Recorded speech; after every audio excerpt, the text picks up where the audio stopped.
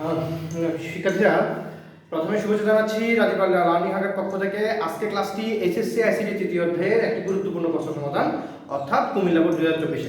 এই ধরনের প্রশ্নগুলো যে ক্ষেত্রে যেটি হয়, যখন আমরা চিত্র অনেক বেশি দেখি আমরা মনে করি এই প্রশ্নটা অনেক কঠিন হবে, আমরা সেটা আনসার করার চেষ্টা করি না। অনেকের ক্ষেত্রে আবার অনেকে হয়তো আনসার করে, তবে এই ধরনের প্রশ্নগুলো অনেক সময় দেখা যায় চিত্র বেশি থাকলেও প্রশ্নের উত্তরটা কিন্তু অনেক সহজ এবং অনেক কম সময় ধরে করতে পারবে। তো চলো আমরা বোর্ডের মধ্যে আলোচনা চলে যাই। দেখো, আমরা কুমিল্লা বোর্ড 2024 প্রশ্নটা দেখেছি এখানে, তারপর তোমরা তোমাদের বই থেকে বোর্ডটা দেখে নেবে।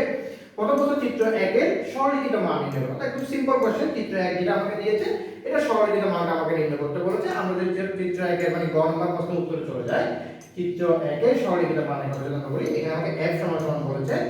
f সমান যদি বলি, আমরা দেখো আমাদের এখান থেকে বের হয়েছে মানে a থেকে গিয়েছে, এখান থেকে গিয়েছে মানে b থেকে গিয়েছে। তার মানে আমি পাচ্ছি একটা a এবং একটা b plus b।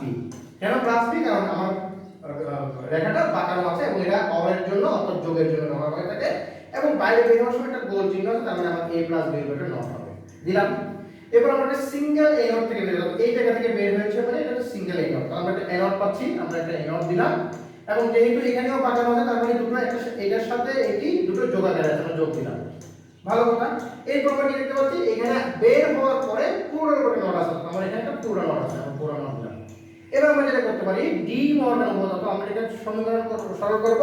D Morgan উপপাদ্য অনুসারে আমরা কি জানি, আমরা যখন আমাদের কোনো নট কে ভাঙি সেটা কি হয়ে যায়, গুণ থাকলে যোগ হয়ে যায়, যোগ থাকলে গুণ হয়ে যায়। আমরা এখানে যোগ আছে, আমরা গুণ হয়ে যাবে, অর্থাৎ এখানে a plus b double not হয়ে যাবে। কেন? এই নটটাকে ভাগ করে দুটো নট হয়ে গিয়েছে, ইনটু এখানে a ডাবল নট হয়ে যাবে। তাহলে আমরা কি জানি, a ডাবল নট সমান সমান হচ্ছে যে একটি, অর্থাৎ দুটো দুটো একটা সংখ্যার মধ্যে দুটো ডাবল নট থাকে, সেটা একটি হয়ে যায়। তাহলে a প্লাস b ডাবল সমান সমান হচ্ছে শুধু a প্লাস b ইনটু এখানে হচ্ছে a ডাবল সমান সমান হচ্ছে a।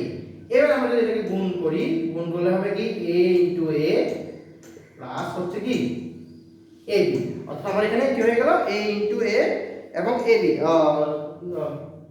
এখানে আবার কি হচ্ছে, আমরা যদি আবার যদি নটটা a plus b double not সমান সমান ইনটু a, এখানে আমরা একটা কাজ করতে পারি, এটাকে আমরা সংক্ষিপ্ত করার জন্য কাজ করতে পারি। সেটা হচ্ছে কি, দেখো আমরা যদি এটাকে সংক্ষিপ্ত করি a plus b into a, তাহলে এখানে হয়ে যাচ্ছে কি a প্লাস b ইনটু দেখো a সমান সমান হচ্ছে a প্লাস b ইনটু এখানে হচ্ছে a।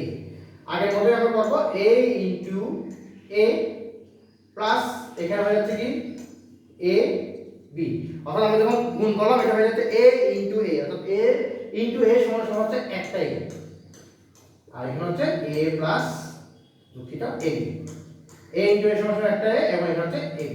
এবার আমরা যদি কি করি, আমরা আবার a কে কমন নিই, a কে কমন নিলে হবে কত 1 প্লাস b, অর্থাৎ 1 প্লাস b সমান সমান 1, অর্থাৎ a ইনটু 1 সমান সমান b। অর্থাৎ আমার ফলাফলটা হচ্ছে কি, সরলের ফলাফলটা হচ্ছে কি, সরলের ফলাফলটা হচ্ছে কি a। অর্থাৎ আমার f এর মানটা দেখো করতে কত লাগবে, তোমার একেবারেই বলতে গেলে খুবই অল্প সময় লাগবে। তাহলে দেখো আমাদের প্রথম কোশ্চেনটা সমাধান হয়ে গেল। এবার আমরা দ্বিতীয় দিতে যাই। চিত্র 2 এর মধ্যে আমরা কি দেখতে পাচ্ছি, এখানে এই যে অ্যাডভান্স আগেটা দেওয়া আছে, এরপর আবার যোগের জন্য দেওয়া আছে। আমরা জানি এটা এই চিত্রটা বা এই জিনিসটা শুধুমাত্র আমরা কি দেখি, x অর এর ক্ষেত্রে দেখি। তাহলে আমরা যদি এটার মানটা আগে বের করি, চিত্র 2 এর মানটা বের করি, ওটা হচ্ছে চিত্র 2 এর x এর মানটা। তাহলে আমরা আগে x এর মানটা বের করি। x এর মান সমান সমান হচ্ছে যে এটাকে আমরা বলছি p q, আসলে মূলত এটা হচ্ছে কি এই চিত্রটাই হচ্ছে কি আমাদের a x অর্থাৎ p ইনটু p x অর্থাৎ a x অর b এর মান, a x অর b এর মান থেকে আমরা এটাকে a বলি, আমরা এটাকে b বলি।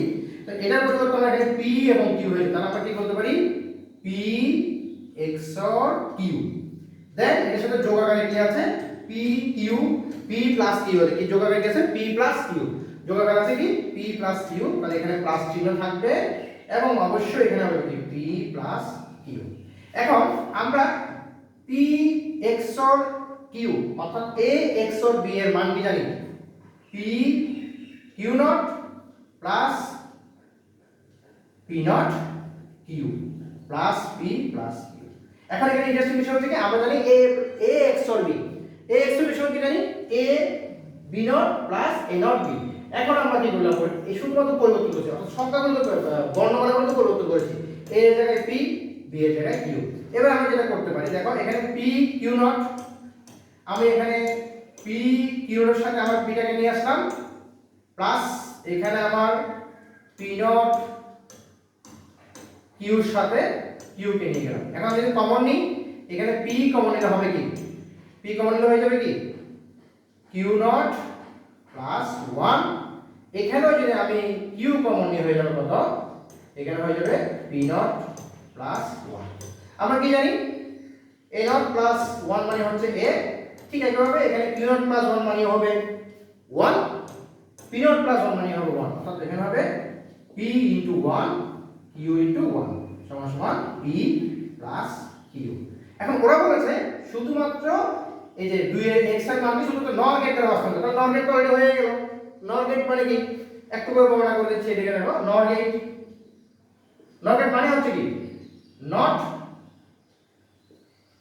প্লাস অর, অর্থাৎ নট থাকবে এবং অর থাকবে। এখন আমরা এখানে কিছু কি আছে, আমাদের এখানে অর আছে মানে যোগ আছে, অর মানে কি যোগ, নট মানে কি পূরক। তাহলে আমার এখানে অলরেডি কি আছে p প্লাস q আছে। এখন আমি শুধু কি করব, উপরে যদি দুটো ডাবল ডট দিয়ে দিই আমার বাস্তবায়নের জন্য, এটাকে আমার ভাঙার প্রয়োজন হচ্ছে না, কিচ্ছু করার প্রয়োজন হচ্ছে না, দ্যাটস ইট। এখন এটা চিত্র আঁকবো, আমার আমার আমার কাজ শেষ। দেখো একটা p, হ্যাঁ একটা q নিলাম, একটা p আর একটা q নিলাম, ওরা দুজন যোগ আকারে আছে, যোগ করলাম। বের হওয়ার সময় একটা নট আছে, উপরে একটা নট দিলাম, আবার এখান থেকে বের হওয়ার সময় আরো একটা নট দিলাম।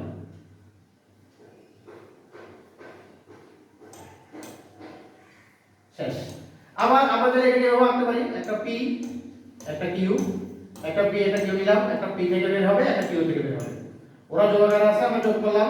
দেখো অনেকভাবে আঁকা যায়, নটটা বের হলো, আমরা আবার এখানে আবার একটা যোগ দিব, আবার একটা নট দিব। এই হচ্ছে আমাদের p এবং q নর গেটেড মাধ্যমে বাস্তবায়ন। তাহলে চিন্তা করে দেখো কতক্ষণ সময় লেগে যায়, সর্বোচ্চ 10 মিনিট সময় লাগে তোমার উত্তরটা তুমি যদি পরীক্ষা হলে করতে পারো। তাহলে আমি আবার একটু করে রিভিউ করে দিচ্ছি। চিত্র একটা ছিল সিম্পল, এখান থেকে আমরা মানটা বের করেছি, মানটা বের করে সরল করেছি, সরলের মান হচ্ছে a। চিত্র 2 এর মধ্যে শুধু একটা জায়গায় তোমাকে একটু মনে রাখতে হবে, বুঝতে হবে, সেটা হচ্ছে এটা হচ্ছে x অরের চিত্র, অর্থাৎ a x অরের চিত্র, এ শুধু a এর জায়গায় p এবং b এর জায়গায় q তোমাকে লিখতে হবে, এবং a p x or a q মান হচ্ছে p q not plus p not q, অর্থাৎ a p not plus a not p। আমরা এটাকে নিলাম, নেওয়ার পরে শুধু সাজিয়েছি, p টাকে p এর সাথে নিয়ে গেছি, q টাকে q এর সাথে নিয়ে গেছি। এতে আমরা যেটা হয়েছে শুধুমাত্র p প্লাস q মানে যেটা হচ্ছে আমার অর গেট, ওরা বলে আমাকে নর গেট দ্বারা বাস্তবায়ন করতে, তো নর গেট দ্বারা বাস্তবায়ন সম্ভব। আমরা দেখতে পাচ্ছি কি অলরেডি এটা অর গেট হয়ে আছে, এবং শুধু দুটো ডাবল ডট দিলাম, এতে আমার বাস্তবায়ন হয়ে গেল, এবং আমার কি নর গেটের মধ্যে বাস্তবায়নটাও হয়ে গেল, এবং সেটা চিত্র এঁকেছি। এইখানে আমার উত্তরটা কমপ্লিট। আশা করছি তোমরা ক্লাসটা বুঝতে পেরেছো। যদি বুঝতে পারো, যদি তোমার ভালো লাগে, তুমি অবশ্যই আমার ক্লাসটা অন্য বন্ধুর কাছে শেয়ার করবে, এবং তোমরা যদি আমার কাছে পড়তে চাও অবশ্যই আমার যে পেজে আছে সেখানে তোমরা আমাকে মেসেজ করতে পারো। আমি তোমাদেরকে খুব স্বল্প বেতনে আইসিটির উপর একটা ভালো ফাউন্ডেশন তোমাদেরকে দিব। ধন্যবাদ তোমাদেরকে।